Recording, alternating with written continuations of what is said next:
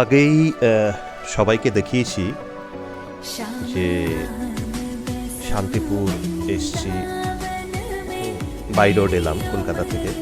হঠাৎ করে একটা ছুটির দিনে এলাম, তা এখানে এসছি। এটা শান্তিপুরের শ্যামচাঁদ জীবের মন্দির, খুব সুন্দর প্রাচীনকালের একটি মন্দির। তা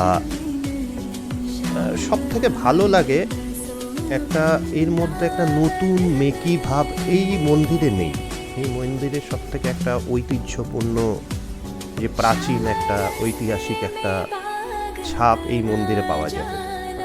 সেই আমরা যেরকম একদম গ্রামের দিকে বলতে গেলে একদম খুব বেশি সংরক্ষণ করা হয়নি এরকম একটা মন্দির যার মধ্যে প্রাচীনকালের একটা ছাপ থাকে, সেই জিনিস এর মধ্যে পেলাম।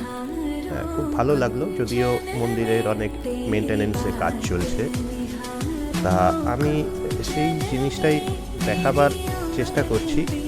এটা মন্দিরের মানে মন্দির প্রাঙ্গণ যেটা আছে সামনের দিকে, এটা হচ্ছে মেন মন্দিরের সামনেটা।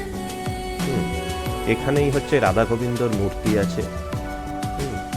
তো সামনে ঠিক যেই জায়গাটায় যেই কীর্তন হয় সেই উল্টো দিকের জায়গাটা ঠিক এরকম, সামনে রাধা গোবিন্দর মূর্তি।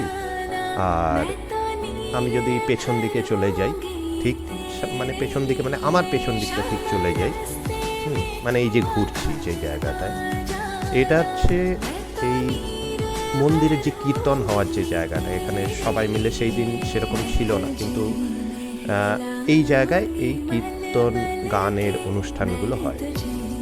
তারপর অনেক লোকের সমাগম ছিল, কেননা তখন আমি ঠিক সেই মুহূর্তটায় অন্য যে মন্দিরগুলো আছে, যেমন শিব মন্দির আছে, এই মন্দিরে পুজো হচ্ছিল, তখন আরতি হচ্ছিল ঠিক সন্ধ্যেবেলার টাইম। তো এই যে এখানে হচ্ছে বাবা লোকনাথের মূর্তি আছে এই মন্দিরে।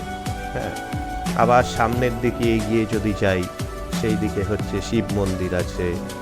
হ্যাঁ, মানে মেন যে আমাদের মন্দিরটা, সেই মন্দিরটা হচ্ছে রাধা গোবিন্দর মন্দির, কিন্তু তাকে কেন্দ্র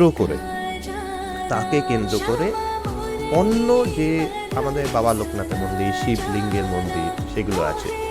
হ্যাঁ, আর যেই দরজাটা আমি এক্ষুনি দেখালাম, সেই দরজাটা হচ্ছে এর মেন প্রবেশদ্বার যেটাকে বলে। তা খুবই ভালো, গেলে খুবই ভালো লাগবে, সন্ধ্যাবেলাটা খুব সুন্দর লাগবে। অনেক লোক